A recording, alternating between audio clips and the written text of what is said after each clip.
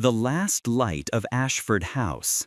The old Buick, a loner from a sympathetic, if somewhat bewildered cousin, coughed its final protest as it navigated the treacherous, overgrown lane. Olivia Bennet gripped the steering wheel, knuckles bone white, her gaze fixed on the skeletal silhouette that pierced the twilight gloom. Ashford House.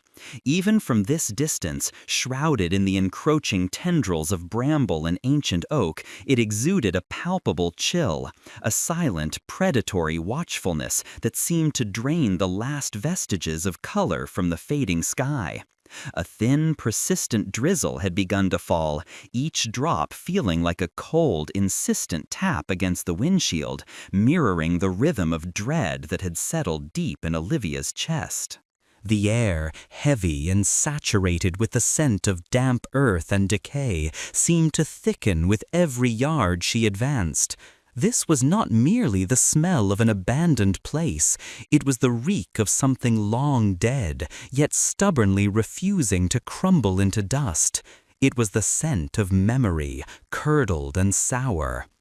Ashford House had always been an anathema, a forgotten wing in the sprawling manner of her family's history, whispered about in hushed tones, never spoken of directly. Her grandmother, Evelyn, had been its last occupant, a woman whose eyes held the permanent glaze of distant horrors, whose silences were more profound than any scream. Olivia had only vague, fragmented memories of childhood visits, a vast, echoing foyer, the oppressive weight of unseen gazes, and the persistent, unsettling feeling of being profoundly, terribly alone, even when surrounded by family. Now, Evelyn was gone, swallowed by the inevitable, and Olivia, the last remaining branch of a withered lineage, was tasked with the grim duty of clearing out the remains, to extinguish the last light, as her great-aunt had morbidly put it. The car finally shuddered to a halt before a set of wrought iron gates, rusted into immobility, their intricate, forgotten designs resembling weeping vines. Beyond them, a crumbling drive, swallowed by moss and weeds, led to the house itself. It was a monolith of dark stone, its once grand facade scarred by time and neglect. Windows, like vacant eyes, stared out from beneath heavy, slatted brows of decaying eaves.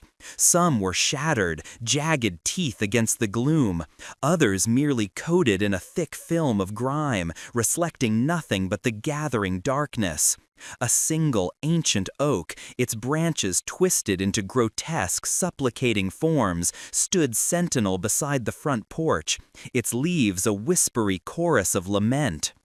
Olivia killed the engine, plunging the world into an immediate, profound silence, broken only by the persistent drip of rain and the frantic thrum of her own pulse.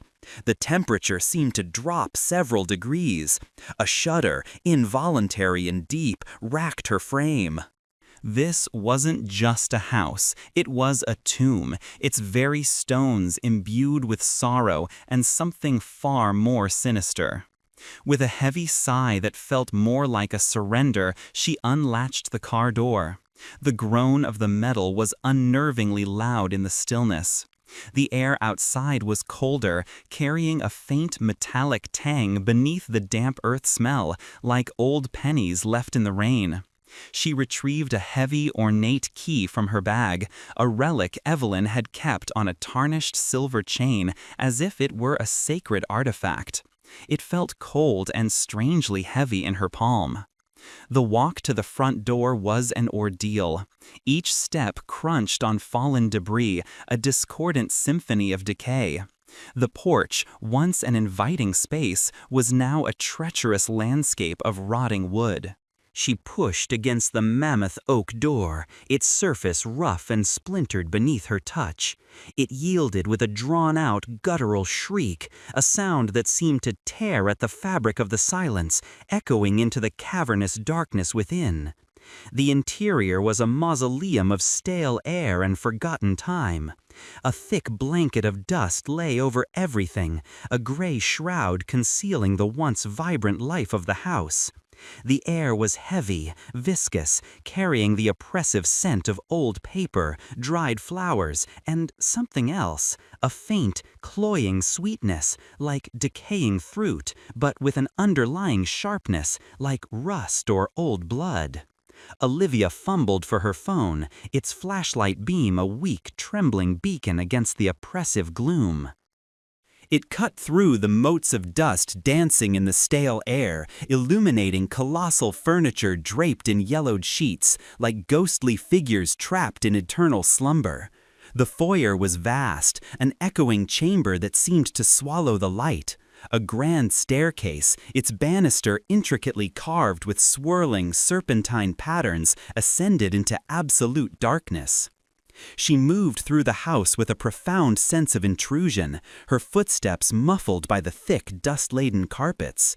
Each creak of the floorboards, each groan of the ancient structure seemed amplified, stretched into a protracted lament. The sheer scale of the neglect was overwhelming. In the living room, a grand piano stood silent, its keys yellowed, its polished surface scarred by age.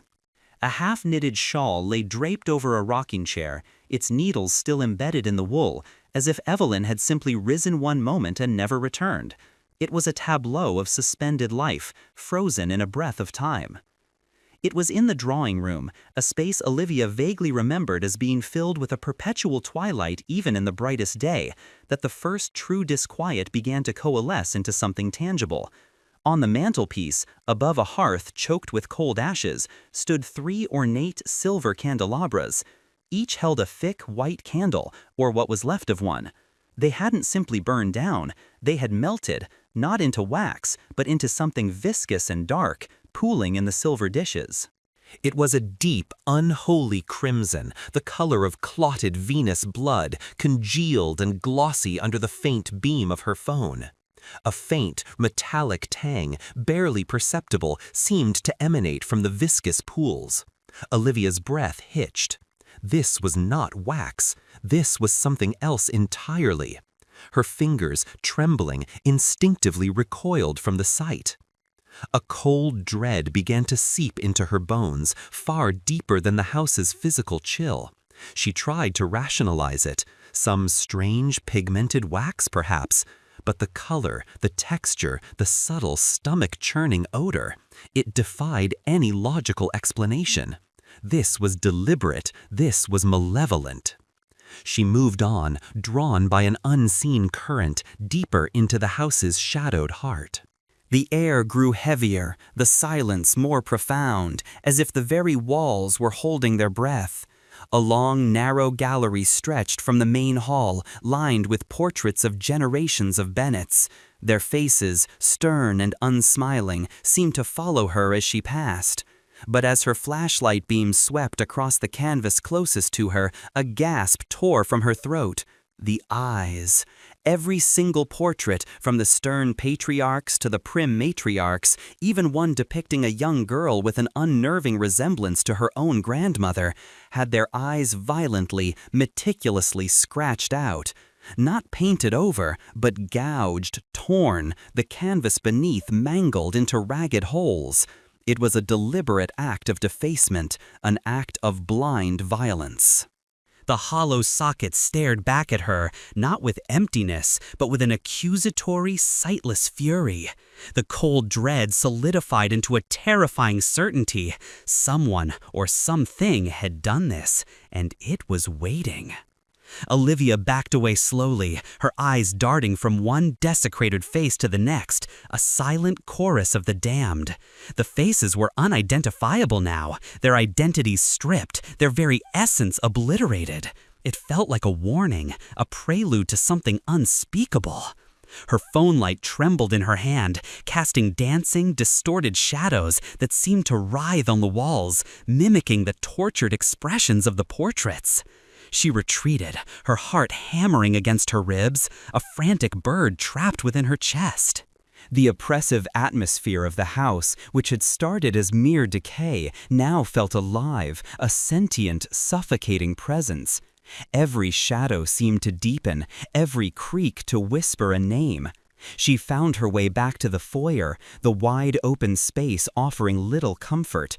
The idea of spending the night here, alone, in this mausoleum of desecrated memories, was a fresh wave of terror. Yet a perverse sense of duty, or perhaps a morbid curiosity, held her captive. She couldn't leave, not without some semblance of understanding. She had to stay, she had to face it. Determined to impose some order, some illusion of normalcy, she found the kitchen, a cavernous, desolate space with rusted appliances and a sink stained with an ancient, dark residue. She found a single, untouched bottle of water in her bag and forced herself to drink, the liquid feeling like ice in her parched throat. She made a meager bed on an old, dust-covered couch in a small, less intimidating study off the main hall, dragging a heavy, moth-eaten blanket over herself. The room felt marginally less hostile, perhaps because it contained shelves of forgotten books, their silent presence offering a strange academic comfort against the encroaching dread. Darkness, true and absolute, fell like a shroud over Ashford House. The rain had ceased, leaving an eerie stillness that pressed in from all sides. Olivia lay awake, her eyes wide open, staring into the impenetrable blackness.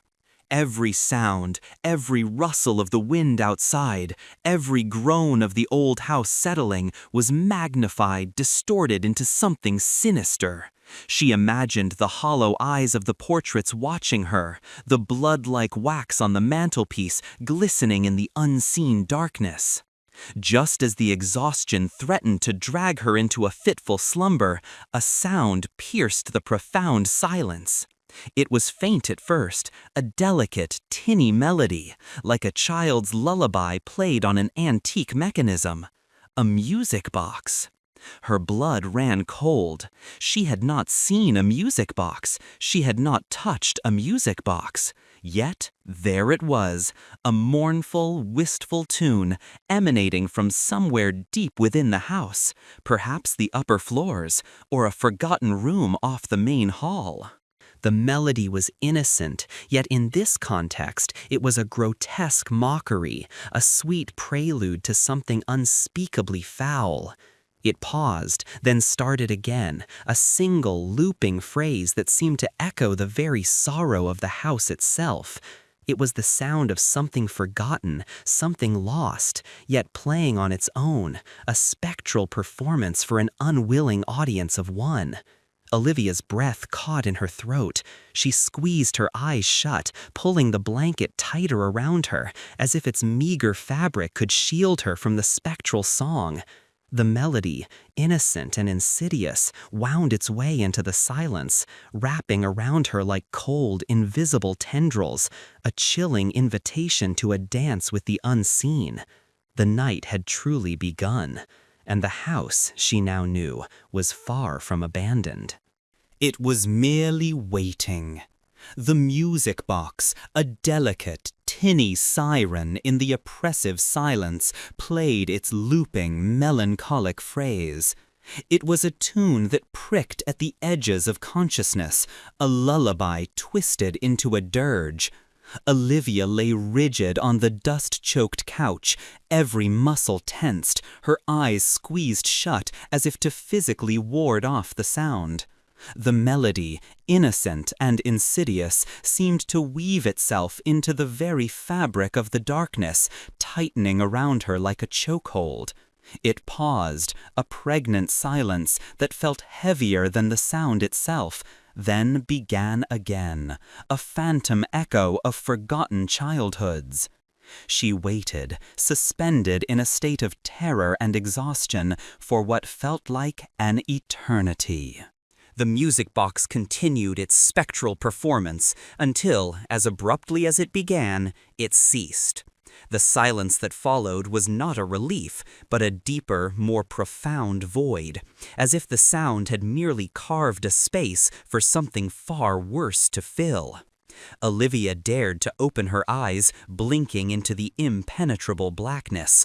Her heart, a frantic drum against her ribs, slowly began to decelerate, leaving behind a lingering tremor in her limbs. Sleep, when it finally claimed her, was not a balm, but a trap. It was a fragmented landscape of shadowed figures at the periphery of her vision, the faint metallic tang of blood, and the recurring image of the scratched-out eyes of the portraits, their empty sockets accusing her from the gloom. She awoke with a jolt, not from a dream, but from a sensation both cold and wet, a chilling drip on her forehead. For a moment, disoriented, she thought it was the lingering drizzle from outside, seeping through a cracked roof. But the study, as far as she could tell in the pale pre-dawn light filtering weakly through the grimy window, seemed intact. Then another drop, cold and viscous, landed on her cheek, tracing a path like a tear of ice. She reached up instinctively, her fingers brushing against the liquid. It was thick, heavier than water, and possessed that same faint metallic odor she'd noticed in the drawing room. Her hand, trembling, dropped to her lap, and she stared at the crimson smear on her fingertips. Blood. Her breath hitched, a strangled sound caught in her throat. She looked up, her gaze fixed on the ceiling directly above her. In the faint light, she could discern a darkening stain, spreading slowly, like a morbid flower blooming on the plaster. And from its center, another drop detached itself, hanging suspended for a horrifying second before falling with a soft, sickening splat onto her outstretched palm. It was undeniably blood, warm, fresh, and undeniably real. It pulsed, a dark, living entity, congealing slightly on her skin. Olivia felt a wave of nausea so potent it threatened to overwhelm her. Her stomach churned, and she scrambled off the couch, pushing herself away from the growing stain, her eyes wide with a primal terror. She stumbled backward, tripping over her own feet, and landed hard against a bookshelf, sending a cascade of ancient, leather-bound tomes tumbling to the floor. The noise, echoing in the suffocating silence, only heightened her panic. She backed into a corner, pressing herself against the cold, damp wall, her gaze glued to the ceiling. The stain grew, a monstrous Rorschach test of fear, steadily darkening, feeding on itself. This was no trick of the light, no product of an overactive imagination. This was tangible, visceral horror. The house was not merely abandoned, it was actively, malevolently alive. As the first weak rays of morning light began to pierce the gloom, Olivia's terror was replaced by a cold, desperate resolve. She needed to understand. She needed to find out what was happening. Her fear was still a living thing, gnawing at her insides, but a deeper, more profound sense of violation, a burning indignation pushed her forward. She spent the day in a state of heightened alert, moving through the house like a ghost, her senses hyper-attuned to every creak, every whisper of the wind through the broken panes. The blood on the ceiling, she discovered, had ceased dripping, but the stain remained, a permanent scar on the plaster. She tried to clean the blood from her hands, but the faint metallic scent seemed to cling to her, an invisible shroud. She revisited the drawing room. The candelabras still held their pools of congealed blood-like wax, now dull and less glossy in the morning light, but no less horrifying. She stared at the scratched-out eyes of the portraits in the gallery, their desecrated faces now seeming to leer, to mock her fragile sanity. It was as if the house itself was a living organism, bleeding and watching. The music box, where was it? Driven by a morbid compulsion, she began to search, systematically, room by room. The house was a labyrinth of forgotten things. Moth-eaten tapestries, ornate, dust-shrouded furniture, endless shelves of crumbling books. Each door she opened revealed another chamber frozen in time, each more desolate than the last. The scent of decay and that peculiar sickly sweetness persisted, stronger in some rooms than others. She found it eventually, not in an obvious place, but tucked away in a dusty, forgotten corner of her grandmother's old bedroom. It was a small, intricately carved wooden box, its surface dark with age, depicting a scene of weeping willow trees and a small, lone figure. When she touched it, a faint tremor seemed to pass through the wood, as if it held a lingering charge. She tried to open it, to examine its inner workings, but the clasp was rusted shut, stubbornly refusing to yield. The mere sight of it, knowing it had played by itself, sent a fresh wave of dread through her. She left it untouched, its silent presence a heavier weight in the room than any piece of furniture. As twilight once again descended upon Ashford House, bringing with it the familiar chill and the creeping shadows, Olivia found herself retreating to the relative sanctuary of the study. She lit a single candle she'd found in a kitchen drawer, its flickering flame casting dancing shadows that only seemed to deepen the gloom. She tried to read one of the ancient books, a treatise on arcane botany, but the words swam before her eyes, her mind too preoccupied with the unseen horrors lurking in the vastness of the house. She must have drifted off, lulled by the hypnotic flicker of the candle and the oppressive silence. It wasn't a deep sleep, more like a twilight state, her senses still partially alert. That's when she saw them. At first, it was just a shift in the shadows beneath the heavy mahogany desk across the room. A deeper darkness, a movement where there should be none. Her eyes, still heavy with sleep, tried to focus. Then, slowly, deliberately, a form began to emerge. It was not a solid figure, but a ripple in the darkness itself, a deeper shade of black against the already profound gloom. It flowed like spilled ink from beneath the desk, taking on a vaguely humanoid shape. Long, attenuated limbs, a hunched back, and a head that seemed to melt into its shoulders. It moved with an unnatural, sinuous grace, not walking, but slithering, flowing across the dusty carpet. Then another emerged from beneath the antique chaise lounge, and another from behind the heavy velvet curtains. They were not distinct entities, but rather coalescences of shadow, their forms constantly shifting, stretching, contracting. Their movements were jerky and spasmodic, yet fluid, like insects struggling to emerge from a viscous liquid. They crept, not towards her, but across the floor, seemingly aimless, yet with a disturbing, predatory patience. There was no sound, no whisper, no rustle of fabric, only the silent, horrifying ballet of pure shadow. Olivia felt a scream catch in her throat, a raw, primal sound that refused to escape. She couldn't move, couldn't breathe. Her body was locked in a tableau of frozen terror, her eyes wide, unblinking, fixed on the encroaching darkness. She couldn't discern any features, no eyes, no mouths, just the terrifying absence of light, moving with a malevolent intent.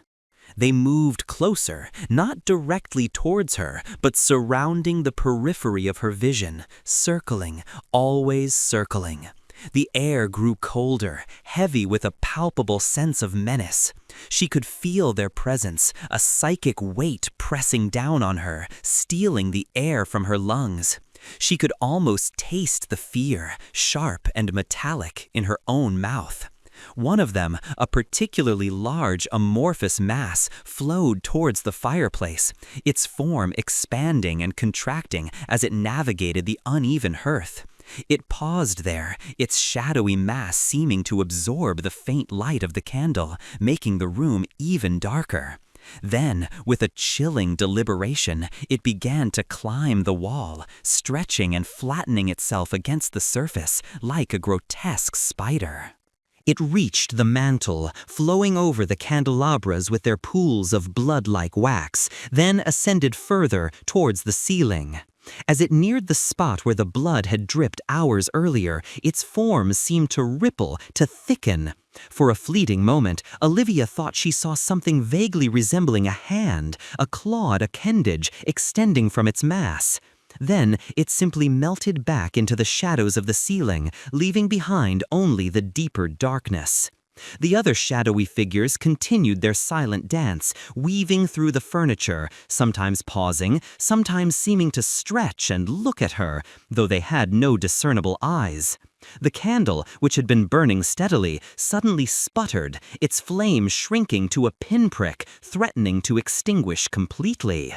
Olivia finally found her voice, a choked gasp that was barely audible.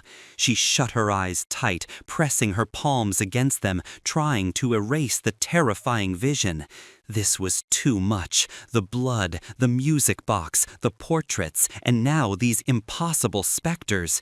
She was not merely haunted, she was under siege. She didn't know how long she stayed there, eyes squeezed shut, trembling uncontrollably. When she finally dared to open them, the room was once again still, bathed in the faint, flickering light of the candle, which had miraculously reignited to its former strength. The shadowy figures were gone, dissolved back into the general gloom, leaving no trace save for the profound, echoing emptiness they had left behind. The exhaustion was absolute, a crushing weight that promised oblivion. She didn't know if she had screamed, or if the terror had been entirely internal. All she knew was that she could not face another moment of wakefulness. She curled into a ball on the couch, pulling the blanket tight around her, praying for the release of unconsciousness, even if it brought nightmares. The next morning, the weak, gray light of dawn did little to dispel the oppressive atmosphere. Olivia felt heavy, sluggish, as if she had been fighting a physical battle all night. Her muscles ached, and a dull throb pulsed at the base of her skull. She pushed herself up from the couch, her body stiff and protesting. A sharp, searing pain tore through her back. It was an intense, burning sensation, as if 1,000 needles were simultaneously piercing her skin. She cried out, a guttural sound of pure agony, and instinctively reached behind her, her fingers brushing against something raised, something raw and bleeding on her skin. Panic, cold and absolute, seized her. She stumbled towards a tall, ornate mirror in the corner of the study, its surface coated in a fine layer of dust, reflecting a warped, ghostly image. With trembling hands, she tore at her shirt, pulling it up and over her shoulders, straining to see her own back. What she saw made the blood drain from her face, leaving her ghost white. Carved into the flesh of her lower back, a grotesque brand, were symbols. Not random scratches, but precise, intricate markings, lines and curves that seemed ancient, alien, and deeply disturbing. They were shallow but distinct, the skin around them inflamed in weeping blood, the pain of fiery agony that overshadowed all other sensations. One symbol, centrally placed, resembled a stylized, sightless eye, with radiating lines like rays of malevolent light. Around it, smaller, more complex glyphs, twisted and angular, seemed to writhe. They were ritualistic, undeniable, and they had been carved into her while she slept, a silent, agonizing violation. A silent scream tore through her. This was not a haunting. This was a direct, personal assault. The house wasn't just observing her, it was claiming her. The chilling realization washed over her, cold as death itself. She was not merely a visitor to Ashford House.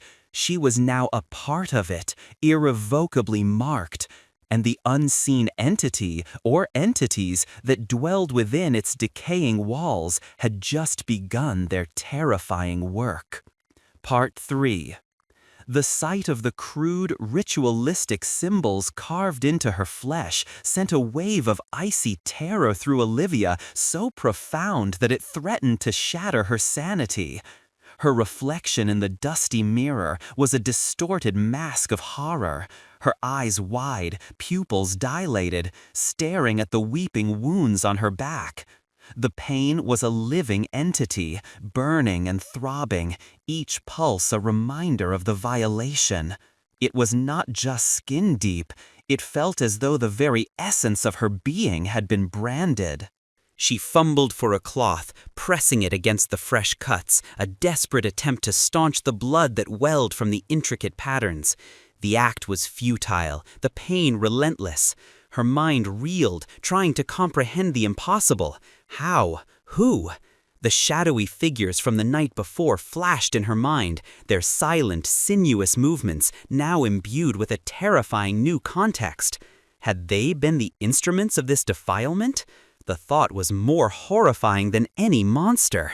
Panic seized her, a raw, primal urge to flee, to escape the suffocating grasp of Ashford House. She stumbled out of the study, her legs shaky beneath her, her gaze darting frantically around the vast echoing foyer. Every shadow seemed to writhe, every creak of the old house settling felt like a whisper of accusation. The air, already thick with decay, now seemed to press in on her, stealing her breath. She reached the front door, pushing against the heavy oak, her fingers tearing at the rusted lock. It wouldn't budge. The iron gates outside, she remembered, were also locked, impassable. She was trapped. A sob, raw and guttural, tore from her throat. The house had sealed itself around her, a tomb. Despair threatened to consume her, but beneath it, a flicker of defiance ignited. She wouldn't simply succumb. Evelyn, her grandmother, had lived here, had endured whatever malevolence festered within these walls. There had to be answers, a way to fight back. Driven by a desperate need for understanding, Olivia began a more thorough, frantic search. She bypassed the drawing room with its blood-like wax and the gallery of gouged-out eyes. Her focus narrowed on Evelyn's private spaces. There had to be something, a diary, a hidden letter, a clue. Evelyn had been a woman of secrets, her silences deeper than any confession. Perhaps her grandmother had left behind a breadcrumb trail for this very moment. She started in Evelyn's bedroom, the same room where she had found the silent music box. The air here was particularly thick, heavy with the scent of old lavender and something else, something cloying and metallic. She systematically went through every drawer, every wardrobe, every forgotten trunk. Most contained only moth-eaten clothes, faded photographs of unsmiling ancestors, or brittle, dried flowers. Then, tucked away at the bottom of a cedar chest, beneath a pile of yellowed lace, she found it. A small, leather-bound journal, its cover worn smooth with age, its pages brittle. It was not a diary, but a ledger, its elegant script filled with cryptic entries, dates, and strange archaic symbols. Many of the symbols matched those now seared into her skin. Her hands trembled as she opened it. The first few pages detailed mundane household expenses. Then the entries grew increasingly unsettling. Dates followed by single cryptic words. Omen, dream, whisper, watching. And then names. A long list of names, each followed by a date, and then a single horrifying word. Taken. She flipped through the pages, her heart hammering against her ribs. The names were all Bennets, ancestors she vaguely recognized from the portraits, and others she'd never heard of. The dates spanned centuries, each taken entry separated by decades, sometimes a full generation. Her great-aunt, who had spoken of extinguishing the last light, had been deliberately cryptic. This was the last light. She was the last. As she delved deeper, the journal began to reveal a terrifying narrative. It spoke of a pact, an ancient, forbidden covenant forged by the earliest Bennets. A pact with a watcher, a blind spirit of immense power, bound to Ashford House. The entries detailed sacrifices, offerings, the appeasement of this entity, all to ensure the family's prosperity, their lineage. Each generation, it seemed, was bound to this terrible bargain, and each generation bore the mark, just as she now did. The watcher demands its due, one entry read in Evelyn's elegant hand. The ink faded, but the words still chillingly clear.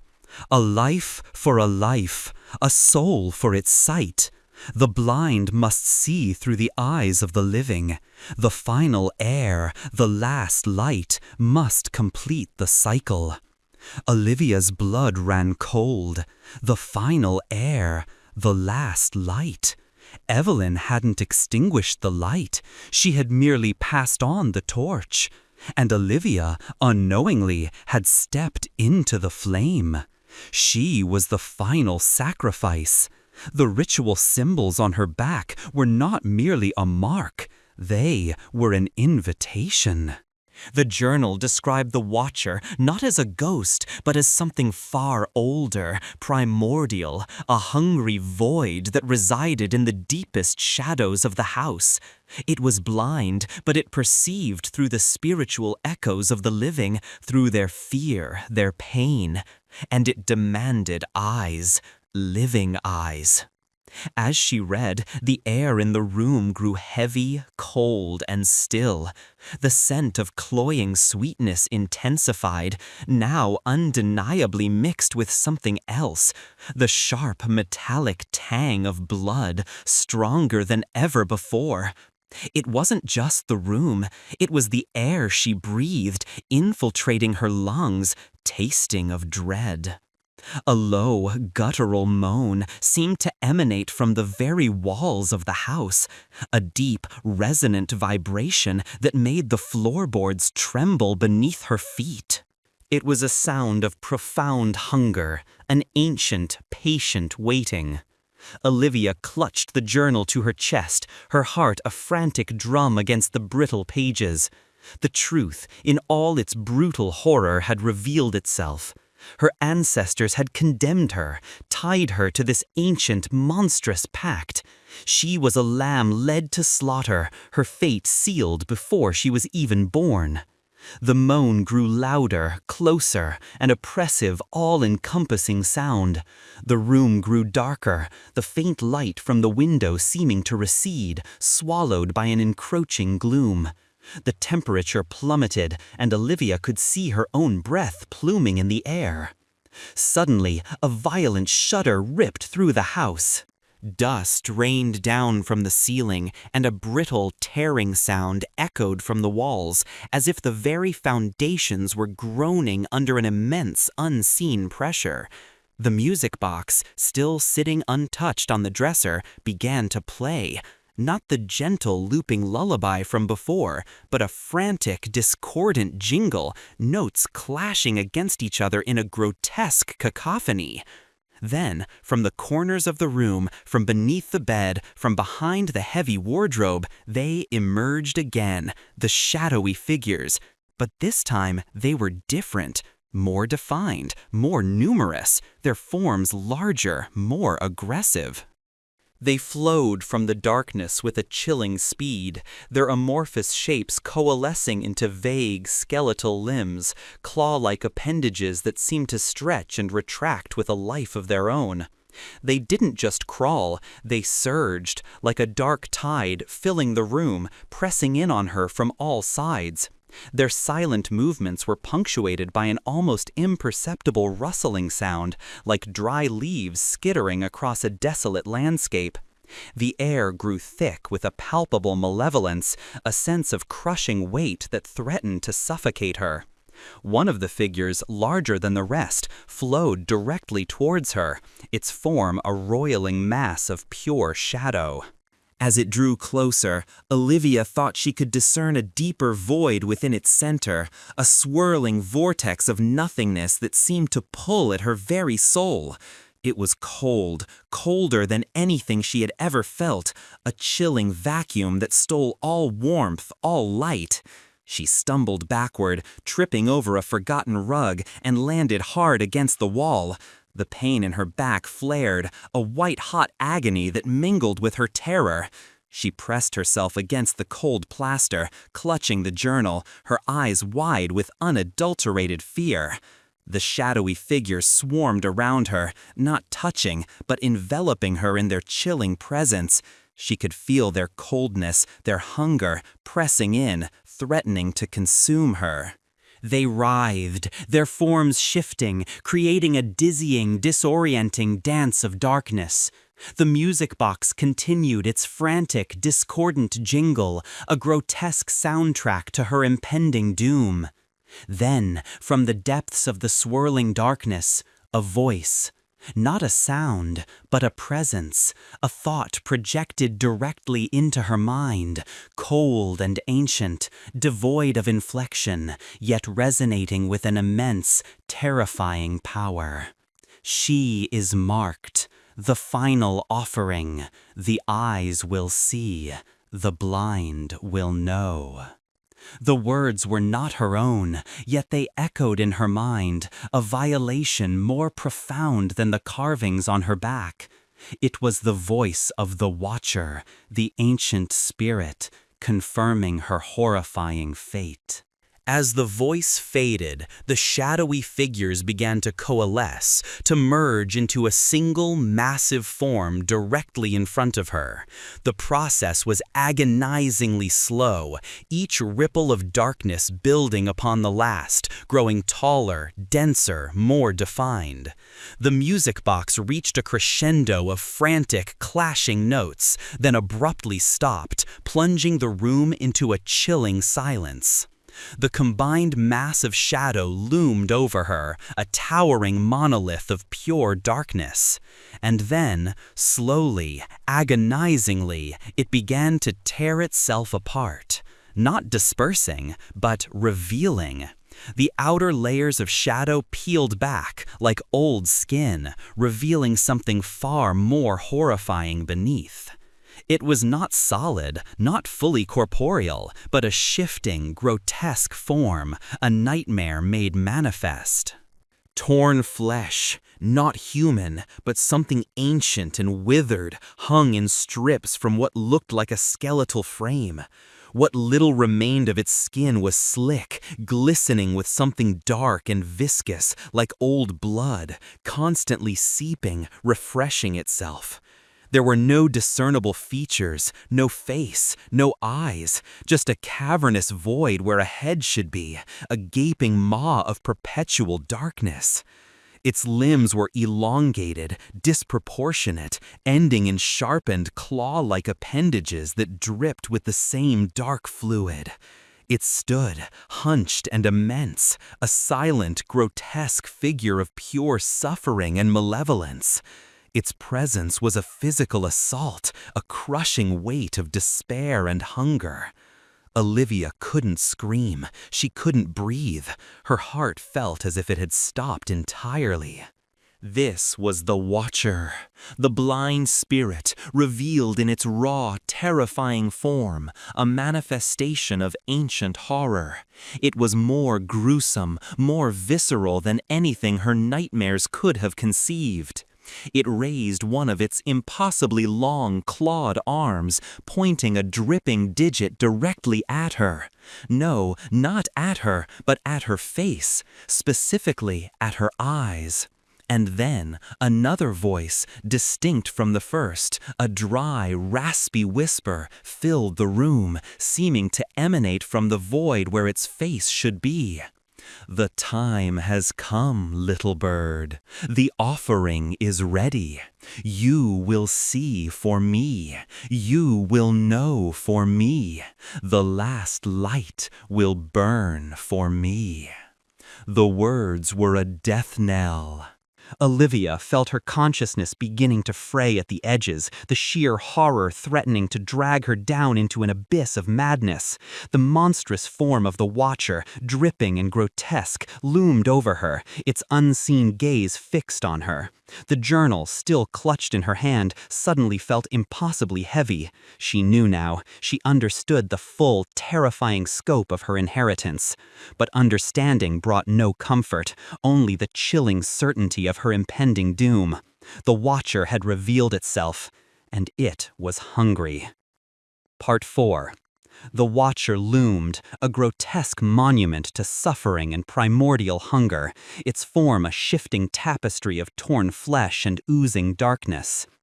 The air in Evelyn's bedroom thickened to a suffocating density, heavy with the reek of ancient blood and something else, a cold, metallic tang that seemed to scrape against the inside of Olivia's throat.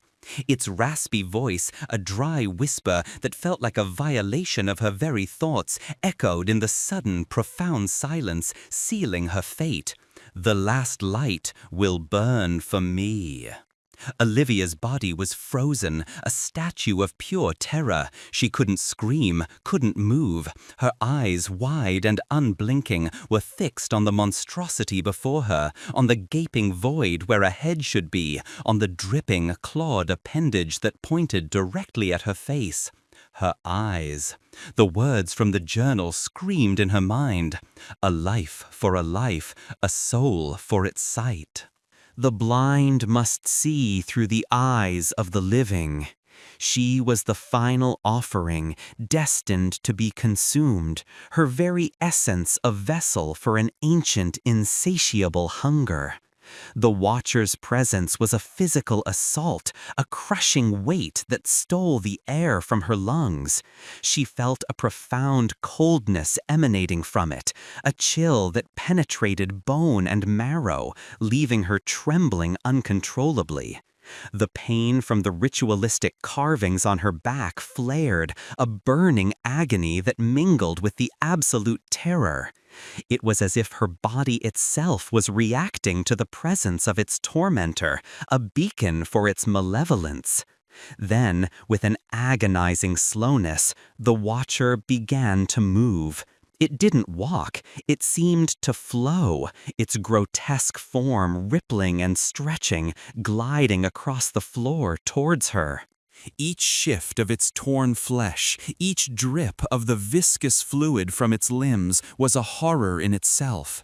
The shadowy figures, which had initially surrounded her, seemed to melt back into the general gloom, dissolving into the deeper darkness of the room, as if their purpose had been served, their master now fully manifest. As the Watcher drew closer, a strange high-pitched ringing began in Olivia's ears, intensifying with each agonizing inch the creature advanced. It was a sound that seemed to vibrate directly inside her skull, threatening to split it open. Her vision blurred at the edges, the room spinning, the monstrosity before her dissolving into a kaleidoscope of terror. She squeezed her eyes shut, a desperate, futile attempt to unsee the horror, to deny its existence. But the ringing intensified, and the cold, ancient voice echoed again in her mind, not a whisper this time, but a resonant hum. "Open your eyes, little bird. Witness your purpose. Witness your end." Against her will, her eyelids fluttered open. The Watcher was impossibly close now, its dripping form towering over her, casting a shadow that seemed to swallow all light.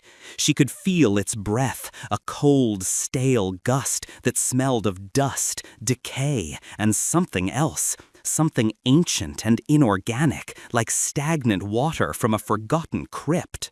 Suddenly, a searing pain shot through her left eye, a sharp, piercing agony that made her gasp, a strangled sound of pure torture. She clawed at her face, but her hands were trapped, pinned against the wall by an unseen force. She could feel something pressing against her eyelid, something cold and sharp, meticulously, agonizingly tearing. The world exploded into a symphony of pain. A blinding white light consumed her vision, accompanied by an excruciating pressure, as if her very eyeball was being slowly, deliberately gouged from its socket. The ringing in her ears became an unbearable shriek, and she felt a hot, viscous fluid begin to stream down her cheek, mingling with her tears. She screamed then, a raw, animalistic sound ripped from the depths of her soul, a sound of pure agony and violation. It was a scream that tore through the silence of Ashford House, echoing in the vast, empty halls, a testament to her suffering. The pain was beyond anything she had ever known, a torment that threatened to obliterate her consciousness.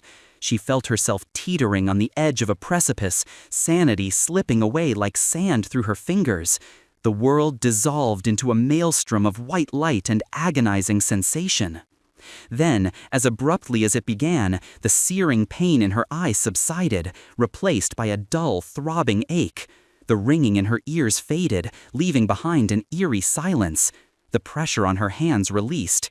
She stumbled forward, collapsing to her knees, clutching at her face, her fingers coming away slick with blood and something else, a viscous, jelly-like substance that made her stomach heave. She dared to open her right eye, the left one now a blinding, throbbing void. The room was no longer completely dark.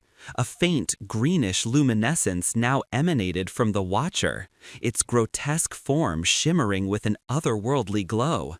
It no longer towered over her. It had receded slightly, its immense presence still dominating the room, but no longer directly invading her personal space. But the most horrifying change was not in the Watcher, but in herself. As she knelt there, panting, clutching her defiled face, a strange sensation began to bloom in her remaining eye. It was not pain, but a sudden, overwhelming influx of information, a flood of images, sensations, and emotions that were not her own. She saw, not with her own eye, but with the perspective of something ancient, something blind, something hungry. She saw the house, not as stone and wood, but as a living, breathing entity, its foundations pulsing with a dark energy. She saw the layers of time, the echoes of past inhabitants, their joys, their sorrows, their terrors, all swirling around her like spectral currents.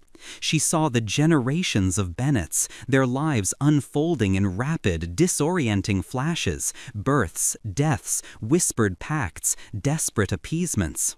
And she saw the Watcher, not as a grotesque monster, but as a vast, ancient hunger, a blind, insatiable entity bound to this place, to this family. It perceived through fear, through pain, through the spiritual traces left behind. And now it perceived through her. The world through this new horrifying vision was not merely visual, it was a sensory overload. She tasted the fear of her ancestors, felt their desperate hope, heard the silent screams of those taken. The ritual symbols on her back now burned with a cold internal fire, connecting her, binding her to this terrifying new perception. She looked at her own hands, still smeared with blood, and saw them as if through the Watcher's eyes, a conduit, a tool, a new appendage. The thought was chilling, a violation of her very self. She was still Olivia, yet she was no longer entirely Olivia. A part of her had been torn away, and another, alien consciousness had filled the void. The Watcher's form, shimmering with that eerie green light, seemed to solidify slightly, to gain a new, terrible clarity through her perception. Its torn flesh, its oozing darkness, now felt less like a monster and more like a manifestation of pure, unadulterated suffering. It was a mirror, reflecting the torment it inflicted and the torment it had itself endured through millennia of blind hunger. A new whisper, clearer now, less internal, seemed to emanate from the Watcher directly into her soul. Through you, I remember. Through you, I perceive. Through you, I am whole. The words were not triumphant, but filled with a profound, ancient loneliness, a bottomless pit of longing that was almost more terrifying than its hunger. It wasn't just physical sight it craved, it was connection, memory, the vivid, sensory experience of existence denied to it for eons. Olivia felt a sudden, inexplicable surge of pity, quickly overshadowed by a fresh wave of horror. This creature, this ancient abomination, was using her, consuming her, not just for her eyes, but for her very perception, her consciousness. She was becoming its eyes, its ears, its conduit to a world it could only dimly grasp. She tried to fight it, to push back against the influx of alien sensations, to reclaim her own mind. But it was like trying to stem a tidal wave with her bare hands. The Watcher's presence, its hunger, was overwhelming, consuming. Her gaze, now augmented by this terrible, unwanted perception, drifted to the window. It was still pre-dawn, the sky a bruised purple, promising a gray, desolate day. But through her new sight, she saw beyond the physical pain. She saw the spiritual energies of the land, the ley lines crisscrossing the earth, all converging on Ashford House, feeding it, sustaining it, and ultimately sustaining the Watcher. The house was not just a container, it was an anchor, a power source. The full, terrifying scope of the pact settled over her like a shroud. This was not a quick death, this was a slow, agonizing assimilation, a merging of souls, where her consciousness would be subsumed, her identity gradually eroded until only the Watcher remained, seeing through her eyes, living through her senses, forever trapped within the decaying walls of Ashford House. She would become a part of its eternal blindness, its endless hunger. She felt a new pain, not physical, but existential. The loss of self, the impending erasure of Olivia Bennet. It was a horror far greater than any physical mutilation. The Watcher's raspy voice, now almost a mournful sigh, echoed in her mind one last time. "We are one now, little bird. The last light has joined the endless darkness. The cycle is complete." As the words resonated, the green luminescence around the Watcher intensified, flaring brightly, illuminating the torn flesh, the oozing darkness of its form with an unholy radiance. The house itself seemed to pulse with this light, a living, breathing entity, its ancient stones absorbing the terrible energy. Olivia felt a final, agonizing pull, a sensation of being stretched, drawn, her essence dissolving into the vast, consuming presence of the Watcher. Her vision, through her one remaining eye, grew sharper, clearer, yet less her own. She was looking out, but it was no longer Olivia Bennet truly seeing. It was the Watcher, finally perceiving the world with the clarity it had craved for centuries. The last flicker of her own consciousness, a desperate, dying ember, clung to a single terrifying thought. She was gone, not dead, but something far worse. She was merely a lens, a conduit, a prisoner within her own flesh, forced to witness the world through the endless, insatiable hunger of a blind, ancient entity. Ashford House had claimed her, and the last light, her own soul, had been extinguished.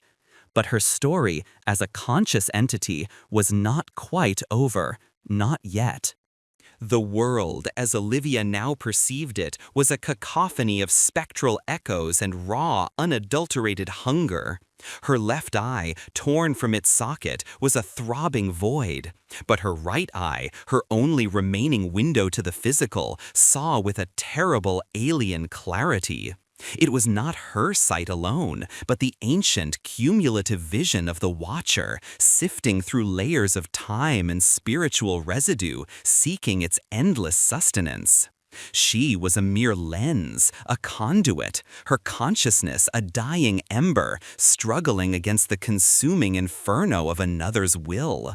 The Watcher, its grotesque form still shimmering with that unholy green luminescence, pulsed with a renewed vitality. Its ripped flesh seemed to knit, albeit into something still inhuman and terrifying, but imbued with a strange, dark energy. The viscous fluid that had dripped from its limbs now seemed to flow into its form, nourishing it, solidifying its monstrous presence. It no longer merely existed, it thrived, drawing strength from her, from the completion of the pact. Olivia's own body was no longer entirely hers.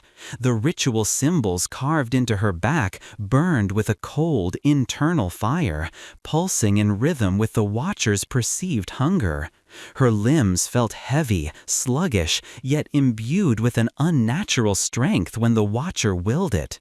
She was an unwilling puppet, her mind a besieged fortress, its walls crumbling under the relentless assault of an ancient consciousness. A new whisper, clearer, stronger than before, echoed directly in her soul. The long night ends, the darkness sees, and the house remembers.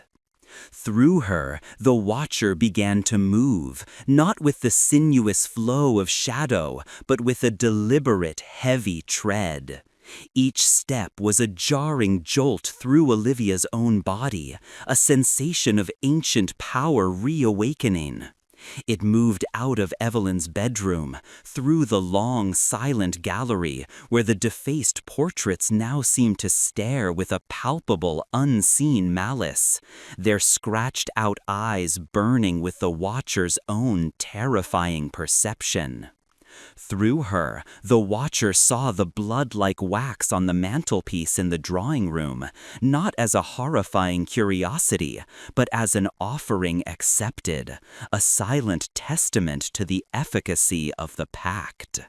It saw the dust-shrouded furniture, the decaying tapestries, the very stones of Ashford House, not as inanimate objects, but as extensions of itself, vessels holding centuries of its lonely, blind vigil. Olivia's last vestiges of individuality fought back, a desperate internal scream against the rising tide of assimilation. She tried to reclaim her own thoughts, to focus on a memory, her mother's face, the warmth of sunlight, anything that was hers. But the Watcher's presence was too vast, too ancient, too absolute.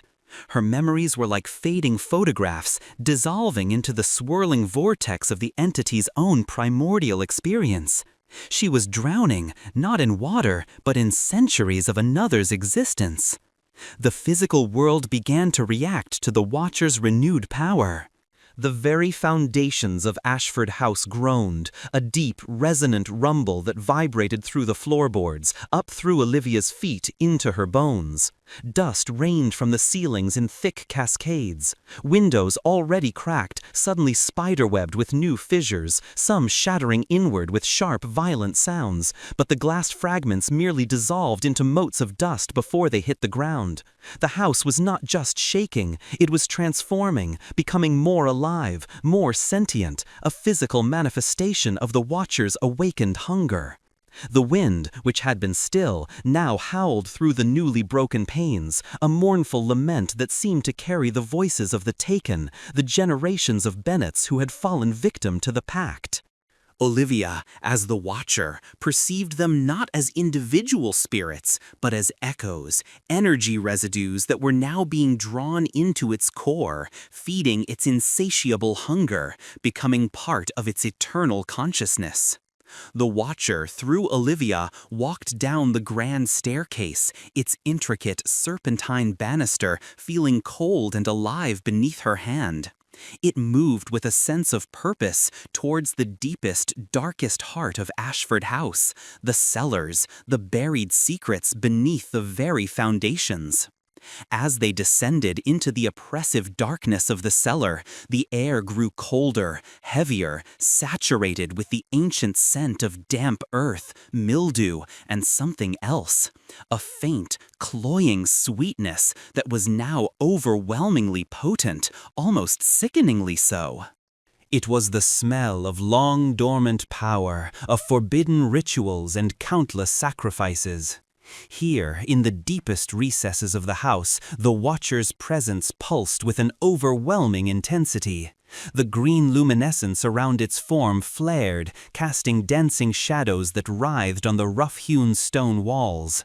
Olivia's remaining eye, now fully a conduit, saw arcane symbols etched into the very rock, glowing faintly with an internal light. These were the true binding runes, the ancient script of the pact, centuries old, drawing power from the earth itself. In the center of the cellar, beneath a crumbling archway, stood a crude stone altar, stained dark with age and countless rituals. Upon it, a single decaying human skull rested, its eye sockets hollow, filled with an inky blackness. It was not a memento mori. It was a focal point, a symbol of the generations of sight stolen, of lives consumed. The Watcher, through Olivia, approached the altar. The chanting began then, not from the Watcher, but from within Olivia's own mind. An ancient, guttural language, a resonance of primordial power. It was the language of the pact, the words of binding and sacrifice, flowing from her own lips, yet not by her own will. Her mouth moved, forming the horrific sounds, her voice echoing in the cavernous cellar, resonating with the very stones. As the chanting reached a crescendo, the earth beneath them trembled violently. The arcane symbols on the walls flared with blinding light, pulses of raw energy surging through the cellar. The decaying skull on the altar began to vibrate, a low hum emanating from its hollow depths, growing louder, more insistent. Olivia felt her consciousness, that last dying ember, flicker wildly, threatened by the overwhelming influx of power. She was dissolving, fading, her essence being integrated into the Watcher, into the very house. She was no longer Olivia Bennet observing, she was becoming Ashford House, experiencing its ancient, hungry core. The Watcher raised its impossibly long, dripping claw towards the skull. As it did, Olivia felt a final, agonizing pull, a sensation of her very soul being stretched, torn, and then reconfigured. Her personal memories, her individual identity were not merely erased, they were absorbed, twisted, becoming part of the Watcher's vast, unholy repository. She was not gone, not truly. She was simply expanded, scattered, bound. The claw touched the skull. A blinding flash of green light erupted from the altar, consuming the cellar, swallowing all shadows, all form, all sound. Olivia's consciousness fractured, splintering into countless fragments, each one an echo of her former self, yet each now inextricably linked to the Watcher, to the house, to the ancient pact. When the light faded, the cellar was plunged into an even deeper, more profound darkness. The green luminescence around the Watcher was gone. The grotesque form of torn flesh and oozing darkness was gone. The chanting had ceased. The skull on the altar remained, but now, from its hollow eye sockets, a faint emerald glow pulsed. And Olivia Bennet, as an individual, was gone. But she was not extinguished. Not entirely. Her fractured consciousness was now omnipresent within Ashford House. She was the creaking of the floorboards, the whisper of the wind through broken panes, the chilling draft that swept through the vast empty rooms. She saw through the dust-coated windows, felt the decay in the rotting wood, tasted the metallic tang of blood in the very air. She was the echoing silence, the oppressive gloom, the ancient hunger that pulsed from the very foundations. She was the house, and the house was the Watcher. The last light in Ashford House, her last spark of independent humanity, had indeed extinguished forever. But it was not a sudden death, it was a terrifying, eternal assimilation. Night fell again over Ashford House, a darkness deeper than any before. No lights flickered in its vacant windows. No more music boxes played. Only the profound, sentient stillness of an ancient entity finally made whole. Through her, as the house, Olivia felt the approach of new footsteps on the overgrown lane. A curious hiker, perhaps, a lost motorist, or another unsuspecting soul drawn by the irresistible pull of the ancient stones. And through her, as the watcher, she felt the familiar stirrings of hunger, ancient and insatiable, awakening within the depths of Ashford House.